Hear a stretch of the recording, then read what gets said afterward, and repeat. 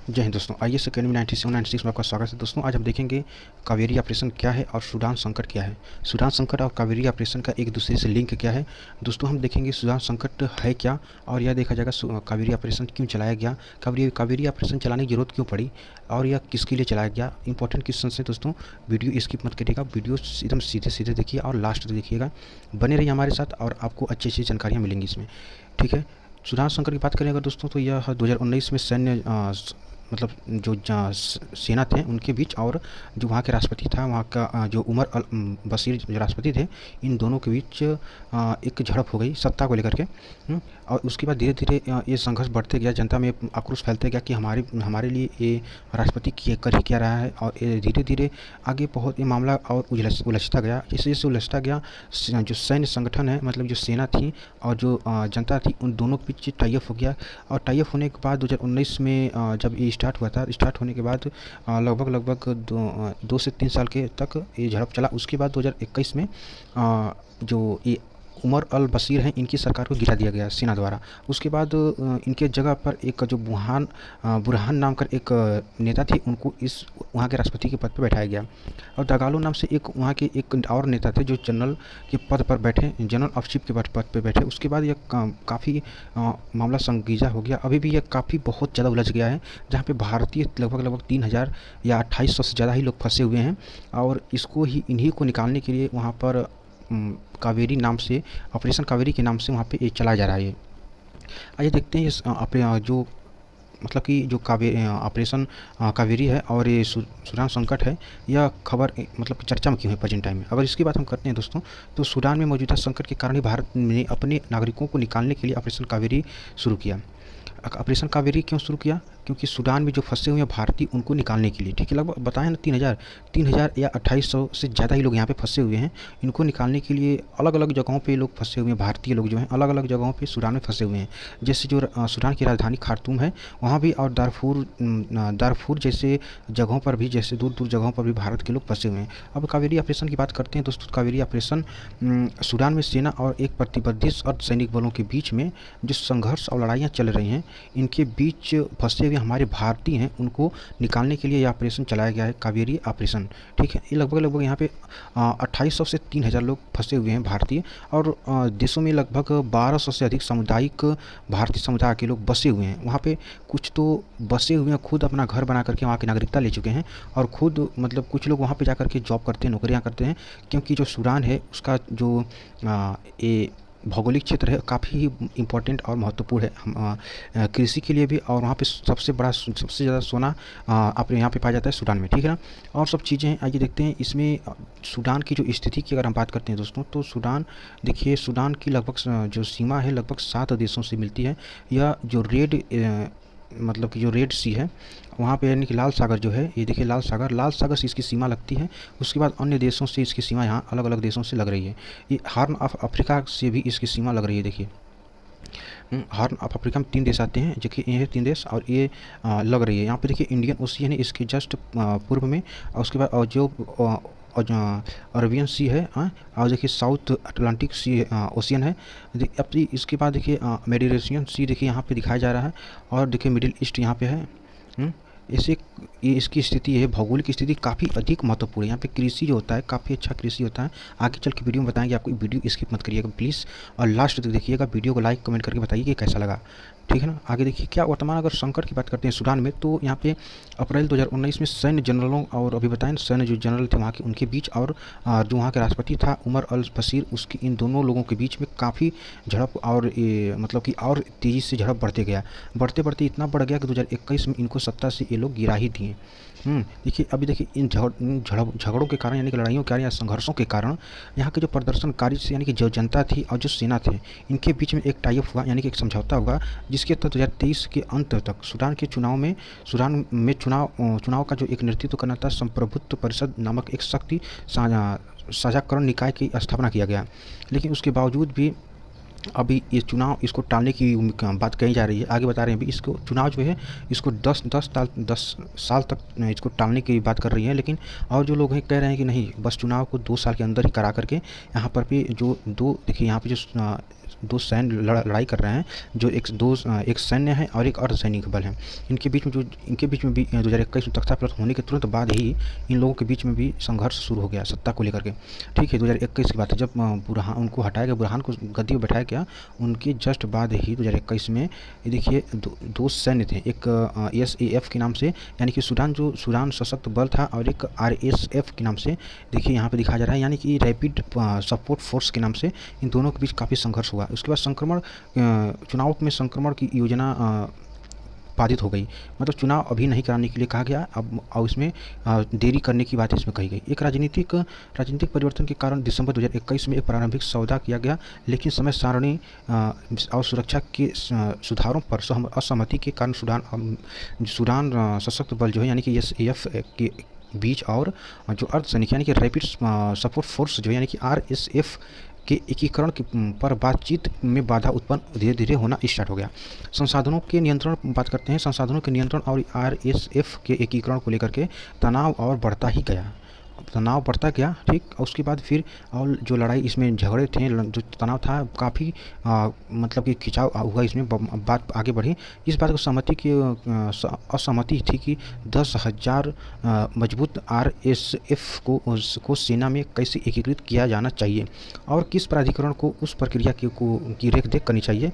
ये सब काफ़ी चीज़ इसमें मर्ज थी। अभी देखिए, इसके अलावा जो दगालो RSF के जनरल हैं यानी कि 10 साल के लिए एकीकरण करना चाहते थे, भी बताया ना 10 साल के लिए चुनाव टाल रहे हैं।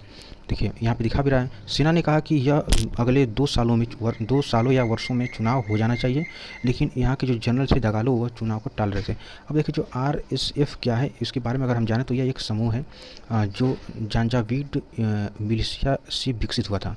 लगभग यहाँ पे जो 2000 का दशक था, उसमें उस समय चाड़ की जो सीमा था, जो चाड़ की सीमा है, उसके पास में पश्चिम जो सूडान है वहाँ पर इसमें देखिए बताएं अभी आपको हम ना कि पश्चिम यहाँ पे सूडान के जस्ट पश्चिम एक देश था, यहाँ पे इसकी सीमा 7 देशों से लग रही है, अभी हम बताए थे। तो जो वहाँ पे चाड़ है, वहाँ के जो पश्चिमी सीमा है सूडान का, वहाँ पे दारूफ क्षेत्र में एक संघर्ष हो रहा था उस समय। ये सन 2000 की बात है, ठीक ना, 2000 में ये सब हो रहा था। तो उस समय के साथ धीरे धीरे परिवर्तन हुआ। जो मिलिशिया जो बढ़ी, वहाँ के जो लोग थे, वहाँ के जो काफ़ी इसमें एक अपना संगठन बनाए और इस RSF में शामिल हो गए। ठीक, इसके बाद बलों को विशेष रूप से शामिल सुरक्षा रक्षों में मतलब कि जो देश की सुरक्षा था उसमें भी इनको भागीदारी बनाया गया। ठीक ना, इस्तेमाल इनका भी किया गया। और देखिए इसमें 2015 में RSF यानी कि रैपिड सपोर्ट फोर्स है, इनको सूडान की सेना के साथ सऊदी और अमीरात बलों के साथ यमन में युद्ध में लड़ने के लिए मतलब इनको भेजा गया। ठीक, कब 2015 की बात है। ठीक, अब देखिए यहाँ से काफ़ी लड़ाई स्टार्ट होता है। यहाँ पे अब मतलब कि जो मानव अधिकार है ये भी बाधित होता है। यहाँ से 2015 से कैसे बाधित होता है आगे देखिए। जो दारूफ क्षेत्र है, दारफूर जो क्षेत्र है, इसके अलावा RSF को दक्षिणी कोर्डोफन और ब्लू नाइल जैसे राज्यों में तैनात किया गया। ठीक है, जहाँ पर मानवाधिकार के हनन का आरोप इन पर लगाया गया। किस पे? RSF पर मानवाधिकार का जो आरोप लगाया गया इन हनन का, ये RSF लगाया गया। 2015 की ही बात है। इस रिपोर्ट में ह्यूमन राइट्स वॉच ने अपने बलों को बिना दया वाले पुरुष के रूप में वर्णित किया था। कौन बोला था? 2015 की रिपोर्ट में ह्यूमन राइट्स वॉच ने, जो ह्यूमन राइट्स वॉच है, उन्होंने ही बिना दया वाले पुरुष पर इन पर आरोप लगाया था। वर्तमान में संकट के नतीजे क्या निकले हैं उसकी अगर हम बात करते हैं तो लोकतांत्रिक परिवर्तन में कठिनाई जो है, और कठिनाई आई है बहुत ज़्यादा। मतलब कि जो सेना है और RSF के बीच में लड़ाई बढ़ गई। सूडान के लोकतंत्र में संक्रमण को और अधिक कठिन बना दिया इसने। कौन? सेना और RSF ने, दोनों ने इस सूडान के लोकतंत्र को काफ़ी ही नुकसान पहुंचाया। अभी इस पर प्रतिबंध भी लगाया गया। देखिए बता रहे हैं आगे चल के। यह अनुमान लगाया गया कि जो झगड़ा हुआ है, यानी कि जो लड़ाई हुआ है, देश के पतन को भाई जाहिर सी बात है कि अगर किसी भी देश में अगर आंतरिक लड़ाई होगी यानी कि झगड़े होंगे, तो जाहिर सी बात है कि वहाँ पे वहाँ की जो काफ़ी चीज़ें जैसे कि अर्थव्यवस्था है, मानवाधिकार है, हर एक चीज़ एक दूसरे से मेल भाव, प्रेम, व्यवहार, सारी चीज़ बाधित होती हैं। ये तो जाहिर सी बात है। ठीक है ना। देखिए आर्थिक संकट की बात अगर सूडान की हो रही है तो आर्थिक संकट में भी ये काफ़ी इसका नुकसान हुआ है। मुद्रास्फीति इस यहाँ की पस्त हो गई है, एकदम खत्म हो चुकी है और बड़े पैमाने पर विदेशी मुद्रा यहाँ पे ख़त्म हो चुकी है। मतलब कि मुद्रा जो विदेशी मुद्रा है वो नहीं इनके पास है, लगभग लगभग ख़त्म ही हो चुकी है।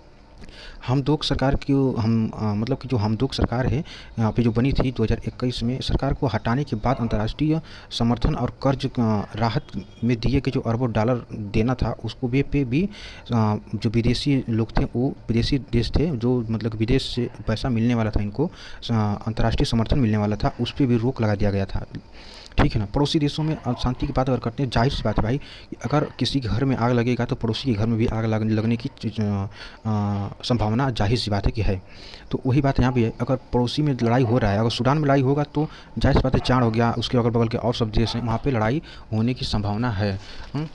लड़ाई होने की संभावना है। जैसे मिस्र है भाई, अभी दक्षिणी सूडान है, मिस्र है, दक्षिणी सूडान है, ठीक, इन सब देशों में भी और लड़ाइयाँ हो सकती, इथियोपिया है, और सब देशों में भी जो इसके 7 देश पड़ोसी हैं उनमें भी ये फैलने की, आक्रोश फैलने का ये संभावना व्यक्त किया गया है। ठीक ना। सूडान की स्थिति और 7 देशों से सीमाओं से है अभी बताए हैं, तो इन क्षेत्रों में अब देखिए 4 और दक्षिणी सूडान विशेष रूप से संवेदनशील हैं, एरिया हैं इसके लिए। अगर लड़ाई जारी रहती है तो बड़े जो बड़े बाहरी हस्तक्षेप हैं वो भी बढ़ सकते हैं इसमें। सूडान के विवादित क्षेत्रों में शरणार्थी पहले से ही चार आ चुके हैं। अब देखिए काफ़ी इसमें धीरे धीरे उलझता ही जा रहा है, ये मामला शांत नहीं हो रहा है। इसलिए भारत को कावेरी ऑपरेशन कावेरी के नाम से एक ऑपरेशन चलाया गया ताकि वहाँ के जो बसे हुए हैं लोग, भारतीय जाके रह रहे हैं या जाके जॉब कर रहे हैं, उनको बाहर निकाला जा सके। ठीक है ना। अब भारत और सूडान के संबंध की बात करते हैं दोस्तों, तो सूडान का जो सामरिक महत्व है बहुत अच्छा है, बहुत ही काफ़ी अच्छा है।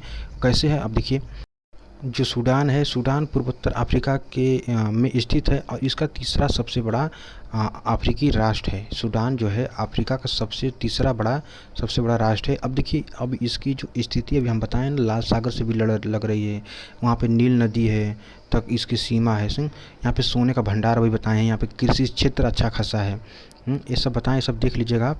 ठीक है ना। द्विपक्षीय परियोजना की बात करते हैं भारत और सूडान के बीच में, तो 2021 में सूडान में ऊर्जा, परिवहन और कृषि व्यवसाय उद्योग जैसे क्षेत्रों में लगभग 612 मिलियन अमेरिकी डॉलर के रियासती ऋण के माध्यम से 49 यानी कि 49 द्विपक्षीय परियोजनाओं को पहले ही शुरू किया जा चुका था। ठीक है ना। जुबा शांति समझौता की अगर हम बात करते हैं इसमें, तो भारत ने संक्रमणकालीन सरकार बनाने के सूडान के प्रयासों का समर्थन किया और अक्टूबर 2020 में सरकार द्वारा हस्तांतरित जुबा शांति समझौते का भी समर्थन भारत सरकार द्वारा किया गया। देखिए जो चार संयुक्त राज्य चार है और संयुक्त राज्य अमीरात है, संयुक्त अरब अमीरात है और विकास पर अंतर सरकारी प्राधिकरण गारंटेड थे ये सब, और जबकि मिस्र और कतर इसमें शांति समझौते के गवाह पे पेशी इन्होंने दिया था। ठीक है। सूडान की हालत बहुत ख़राब है प्रेजेंट टाइम में। अगर इसको देखना है तो बताइएगा, हम और वीडियो बना करके इस पर आपको बारीकी से समझाएंगे सूडान संकट कब से स्टार्ट हुआ, यहाँ पे संकट क्यों है, क्या कारण है कि यहाँ पे संकट शांत नहीं हो रहा है। ठीक है ना। वहाँ के लोगों की मानसिकता हम बताएंगे, लेकिन आप लोग कमेंट करके बताएंगे तभी, तो अपने कैसे हम बना देंगे वीडियो कोई बिना मांग का। आगे देखिए जो इस समझौता के में जो समझौते हुए थे उसमें जो शासन और सुरक्षा न्याय जैसे विभिन्न क्षेत्रों में शामिल था यह। और अभी देखिए यह भविष्य की संवैधानिक वार्ताओं के लिए भी महत्वपूर्ण था। ठीक। भारत ने वार्ता प्रक्रिया में बाहर से सशस्त्र आंदोलन को शामिल करने और 1200 कर्मियों के साथ नागरिक सुरक्षा के लिए एक राष्ट्रीय योजना भी समर्थन किया था भारत ने। अब देखिए अभी कुछ ही समय पहले भारत ने वहाँ पे अर्धसैनिक बलों को भेजा था, वहाँ के लोगों को, महिलाओं को भेजा था ताकि वहाँ पे जाकर के लोगों को समझाए कि इस अच्छा है कि गलत है, कैसे क्या करना चाहिए क्या नहीं करना चाहिए। लेकिन तभी देखिए अभी मामला ये शांत नहीं हो रहा है। लगभग 1200 कर्मी यहाँ पे गए थे। अभी जल्दी कुछ ही समय की पहले की बात है, बहुत ज़्यादा दिन नहीं हुआ है। ठीक। भारतीय तकनीकी और आर्थिक सहयोग की अगर हम बात करते हैं तो भारतीय तकनीकी और आर्थिक के तहत भारत ने क्षमता निर्माण के लिए सूडान को लगभग 290 छात्रवृत्ति की पेश की थी। मतलब कि जो 290 छात्रवृत्ति है सूडान को पेशकश की थी कि वहाँ के जो छात्र हैं आकर के भारत में पढ़ेंगे तो उनको 290 लोगों को छात्रवृत्ति दिया जाएगा। भारत ने 2020 में सूडान को खाद्य आपूर्ति सहित मानवीय सहायता भी पेशकश की थी। देखिए, द्विपक्षीय व्यापार की अगर हम बात करते हैं तो इन कुछ वर्षों में भारत और सूडान के बीच यानी कि 2005 और 2006 में 327.27 मिलियन अमेरिकी डॉलर से बढ़कर 2018 और 2019 में 1663.7 मिलियन अमेरिकी डॉलर व्यापार बढ़ करके हो गया था। द्विपक्षीय देखिए और भी इसमें क्या हुआ था कि सूडान और दक्षिणी सूडान जो सूडान है दक्षिण सूडान है में भारत का जो निवेश मोटे तौर पर लगभग 3 अरब अमेरिकी डॉलर था। अगर दोनों की बात करते हैं सूडान और दक्षिणी सूडान की तो इन दोनों में से भारत का जो व्यापारिक निवेश था 3 अरब डॉलर था। यानी कि 3 अरब डॉलर बहुत होता है भाई, ठीक है ना। जिसमें 2.4 अरब डॉलर अमेरिकी डॉलर सार्वजनिक क्षेत्र उपक्रम और ONGC विदेश जो पेट्रोलियम लिमिटेड है वहाँ ये काम वहाँ पे कर रही थी, ठीक है ना। अभी इसमें बहुत सी चीज़ें हैं जो अभी हम इस पर आपको बता नहीं पाए हैं, लेकिन आप लोग सहयोग करिए तो हम इसमें ज़रूर वीडियो बनाएंगे। देखिए, भारत सरकार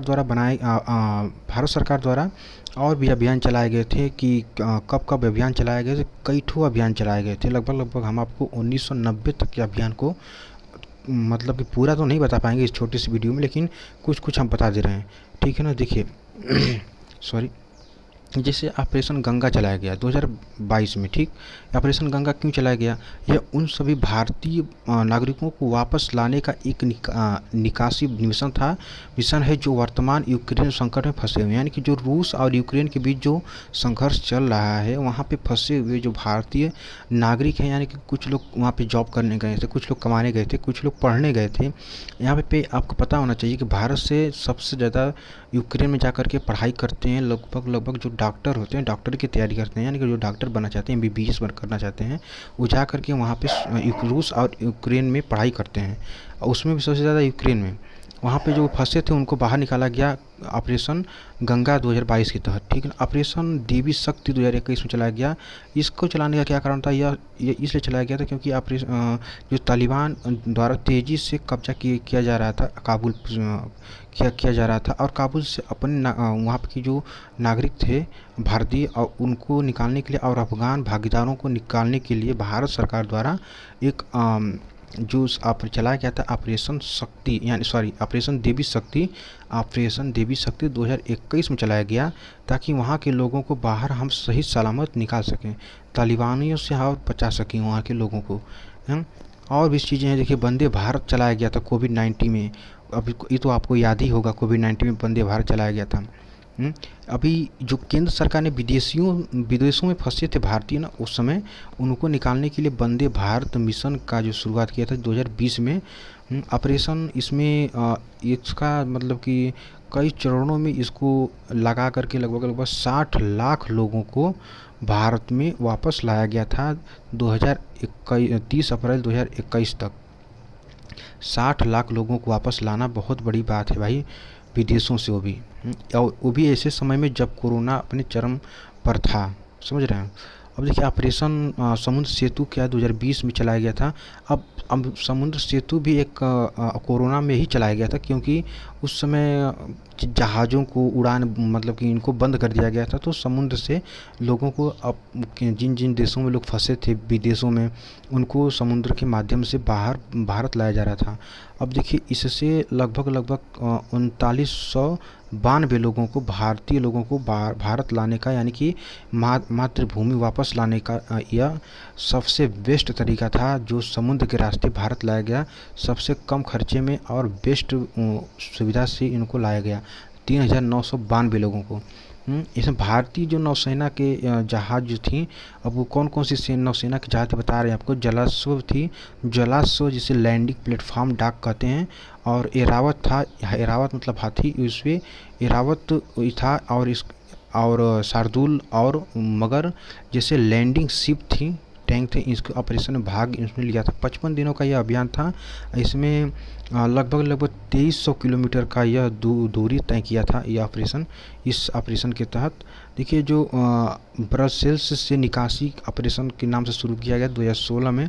वहाँ भी 2016 में बेल्जियम जेवेंट में ब्रसेल्स हवाई अड्डे पर और मध्य ब्रसेल्स में मालविक मेट्रो स्टेशन पर आतंकी हमला जो हुआ था ना उस समय 2016 में, वहाँ से जो फंसे थे लोग उनको निकालने के लिए 28 क्रू मेंबर समेत कुल 242 भारतीय लोगों को वापस लाया गया है। किसके द्वारा? जेट एयरवेज के द्वारा लाया गया 2016 में। ठीक है। अब देखिए ऑपरेशन राहत 2015 में चलाया गया था। ये क्यों चलाया गया था ऑपरेशन राहत? क्योंकि 2015 में यमन सरकार और जो हैती विद्रोही थे उनके बीच जो संघर्ष चल रहा था, इनको उसमें फंसे थे जो भारतीय थे उन लोगों को निकालने के लिए, और जो वहाँ के कुछ और लोग फंसे थे जो विदेश के थे उनको भी निकालने के लिए भारत सरकार द्वारा इसमें अपना भागीदारी पेश किया गया था। जो सऊदी अरब द्वारा घोषित 9 फ्लाइट जोन के कारण हजारों भारतीय फंसे थे, तो इनको निकालने का क्या माध्यम था? इनको निकालने का माध्यम यही था कि हवाई मार्ग से निकाला गया था, से सुलभ नहीं था। मतलब कि उनको एक जैसे निकाला जाता है जैसे सीधे जाकर के उनको लाया जाता है ना, वो उस तरह से नहीं निकाला गया था। तो ऑपरेशन के तहत भारत में लगभग 5600 लोगों को यहाँ से निकाला गया था। कैसे? यमन में फंसे थे। यमन में 5600 लोग फंसे थे। बताओ, जाकर के यहाँ से लोग वहाँ पे काम करते हैं, फंसे थे वहाँ पे। अब देखिए ऑपरेशन मैत्री चलाया गया था 2015 में। ऑपरेशन मैत्री 2015 में चलाया गया था, जब उस समय चलाया गया था जब भूकंप आया था नेपाल में। ठीक, भूकंप आया था नेपाल में। भारत सरकार ने इस भारतीय सशस्त्र बलों द्वारा संयुक्त राहत और बचाव अभियान भी भारत सरकार द्वारा दिया गया था। वायुसेना के संयुक्त ऑपरेशन में नेपाल से वायुसेना और नागरिक विमानों द्वारा लगभग 5000 भारतीयों को वहाँ से निकाला गया था।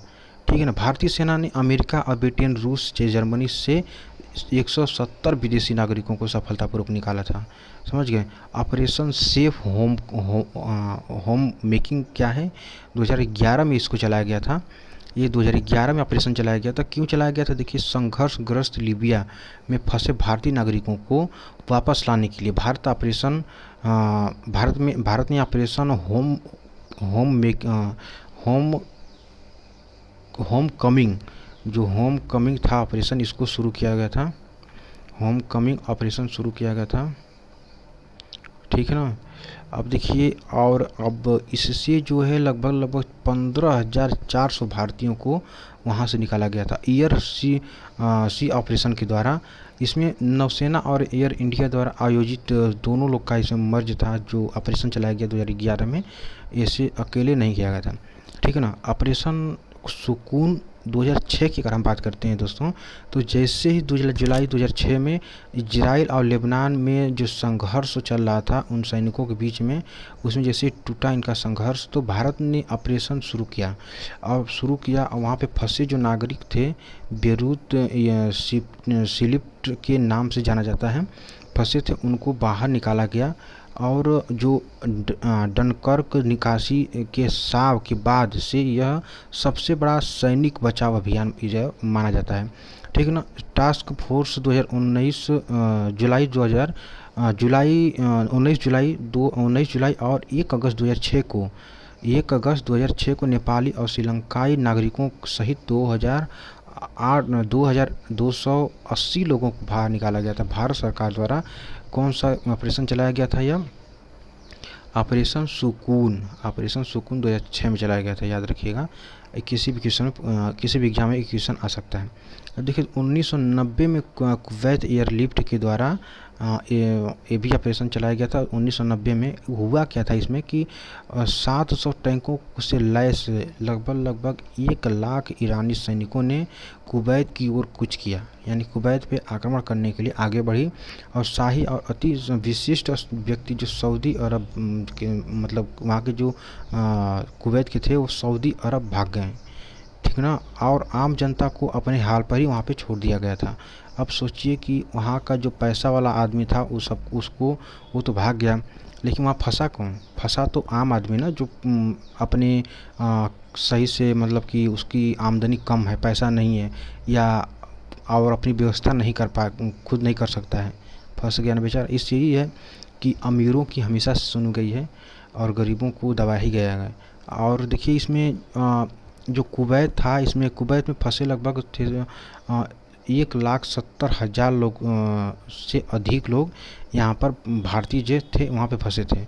भारत ने निकासी प्रक्रिया बंद कर दिया गया, क्योंकि 1,70,000 से अधिक भारतीयों को एयरलिफ्ट के द्वारा वहाँ से वापस लाया गया। क्यों एयरलिफ्ट क्या होती है? क्योंकि एयरलिफ्ट वो होती है कि जैसे कि मान लीजिए कि यह क्षेत्र है, यहाँ पे लड़ाई चल रही है और यहाँ से और कहीं से कोई भी डायरेक्शन से निकालने का एक वो जरिया नहीं है। तो एयरलिफ्ट का मतलब होता है कि जैसे मान लीजिए यहाँ पे है तो सीधे वहाँ पे जहाज अपना एयर जाएगा, हमारी एयरक्राफ्ट जाएगी, यानी कि जो हमारी फ्लाइट जाएगी और वहाँ से सीधे वो अपनी एक सीढ़ी होती है फेंकी जाती है, उससे लोगों को वहाँ से ऊपर वो खींच लिया जाता है। ठीक है ना। लगभग कितने लोगों को? 1,70,000 लोगों को एयरलिफ्ट के द्वारा बचाया गया था। हाँ, बचाया गया था। ठीक है ना। अब देखिए जो ईरान इसमें सूडान और ऑपरेशन गंगा यानी भारत है, जो इसके बीच में क्या किस तरह से संबंध आगे बढ़ने चाहिए, अगर इसमें हम बात करते हैं तो हमारी राय तो ये है कि भारत जो है केवल ईरान और इराक को और सऊदी अरब जैसे जो पश्चिमी देश हैं, पश्चिमी एशियाई देश हैं, उन पर ही निर्भर नहीं रह सकता है। भाई क्यों निर्भर है एक ही लोगों पे? अब हम कोई कहे, अब चाइना जो है, चाइना जैसे देख रहे हैं, चाइना पे इतने दिन से हम लोग निर्भर थे, तो क्या कर रहा था? यही नहीं कर रहा था कि हम लोग को कहीं लद्दाख में, तो कहीं अरुणाचल प्रदेश में, कहीं ऊपर कहीं इधर से, हर जगह से हम लोग को दबाने की कोशिश चाइना कर ही रहा था और अभी भी कर ही रहा है। धीरे धीरे उसकी हर एक चीज़ों को जब धीरे धीरे हम लोग बैन करना स्टार्ट किए हैं, तो अब उसको समझ में आया कि भारत भी अब चुप रहने वालों में से नहीं है। तो अब देखिए वही बात है कि अब जैसे चाइना है, अब इस मान नहीं रहा है, तो धीरे धीरे हम लोग भी तो किसी ना कहीं शिफ्ट होंगे ना, अपने सामानों को बेचेंगे, वो कहीं और से खरीदेंगे, अलग अलग चीज़ें। तो उसी तरह हम पश्चिमी एशियाई देशों पर निर्भर तो नहीं रह सकते हैं ना, जैसे जो कि वैश्विक ऊर्जा केंद्र का गठन करते हैं ये। इससे अपनी बढ़ती ऊर्जा मांगों को पूरा करने के लिए सूडान, नाइजीरिया जैसे अंगोला जैसे जो देश हैं, उनसे पूरा जो देश है ना, वहाँ पे तेल समृद्ध अफ्रीकी राज्यों के साथ जानबूझकर संबंध बनाया हुआ है भारत। ठीक है ना। क्यों भाई? वहाँ पे बनाने का कारण भी तो है, बता रहे हैं। देखिए कारण है भारत का वहाँ पे संबंध बनाना, वहाँ पे मजबूरी भी है, क्योंकि यहाँ पे लाल सागर है। यहाँ पे लाल सागर है। देखिए यहीं से भारत जाता है अपना, यहीं से भारत अपना जाता है सारा सामान बेचने। इधर कहाँ से जाएगा? यहीं से जाएगा ना, रेड सी से जाता है। और यहाँ पे हॉर्न अफ्रीका है, यहाँ पे सूडान है, सूडान की सेना, यहाँ पे एक सेना भारत का बंदरगाह है, भारत ने यहाँ पे बंदरगाह बनाया हुआ, सेना अड्डा बनाया हुआ है, जहाँ पे भारत अपनी जाने वाली शिप, जो जहाज़ें हैं यानी शिप हैं, उनकी रक्षा करता है। वहाँ पे सैनिक बैठे हुए हैं। तो ये सब काफ़ी मजबूरी भी है तो है हम लोग की वहाँ पे रहना। तो ठीक है ना। और इसमें अगर देखा जाए तो इसमें जो हॉर्न ऑफ अफ्रीका आपको बताए हैं, यहाँ पे विदेशी व्यापार और सैन्य हितों की रक्षा भी यहाँ पे काफ़ी करना भारत के लिए महत्वपूर्ण होगा। भाई वहाँ से जुड़ना सूडान से महत्वपूर्ण है। ठीक, अंतर्राष्ट्रीय संबंध जो होता है ना, एक दूसरे को बांटता जरूर है, लेकिन हमेशा के लिए नहीं। जहाँ पे हमारा फ़ायदा होगा अंतर्राष्ट्रीय संबंध में, एक सबसे मतलब घटिया चीज़ यही है कि जहाँ पे जिसका संबंध अच्छा है, कोई ज़रूरी नहीं कि आगे भी वैसा ही रहे। क्यों? क्योंकि जहाँ पे हमारा हित प्रभावित होगा हम वहाँ से हट जाएंगे। अंतर्राष्ट्रीय संबंध में यही होता है। ठीक है ना। और देखिए जो लाल सागर है भी दिखाएं आपको लाल सागर, उस क्षेत्र में समुद्री सुरक्षा रणनीति भी बताएं अभी भारत का, कि वहाँ पे भारत द्वारा एक अपना सैन्य संगठन भी, सैन्य अड्डा भी बनाया गया है, ताकि जो हमारी शिपें आती जाती हैं वहाँ पे उसको रोका, मतलब कि सुरक्षा दिया जा सके। क्यों? क्योंकि जो हॉर्न ऑफ अफ्रीका है ना, वहाँ पे लुटेरे बैठे हुए हैं। वहाँ के जो देश हैं वो वहाँ पे बहुत अच्छा, वहाँ की ज़मीनें नहीं हैं, नहीं वहाँ पे खेती की जा सकती है अच्छी तरह से, और सब चीज़ें ना पे कोई मतलब कि संसाधन है अच्छे। तो इसलिए वहाँ के जो लोग हैं वहाँ पे बंदूक से हर एक चीज़ से डरा धमका करके लूट लेते हैं शिपों को। ठीक है ना। ऐसे ही देखिए, जो सूडान और भारत सूडान का जो संबंध है, मौजूदा संरचना और अफ्रीका का की जो अफ्रीका के हार में अफ्रीका के जो हार में सूडान के साथ सूडान के स्थान को देखते हुए भारत को नए शासन का मान्यता देने के लिए जल्दीबाजी में कोई भी कदम उठाने से पहले क्षेत्र में व्यापार, निवेश और हितों की रक्षा की आवश्यकता देख लेनी चाहिए। ठीक ना। ऐसे करना तो आंख बंद करके नहीं किया जा सकता है, लेकिन फिर भी वहाँ पे करना बहुत ज़रूरी है, हमारी हित प्रभावित न हो। ठीक है ना। अब देखिए दोस्तों, हमारा चैनल यूट्यूब है, इसको प्लीज़ सब्सक्राइब कर लीजिएगा और बेल आइकन ज़रूर दबा लीजिएगा, ताकि हमारी आने वाली वीडियो आपके पास सबसे पहले पहुँचे। जय हिंद, जय भारत।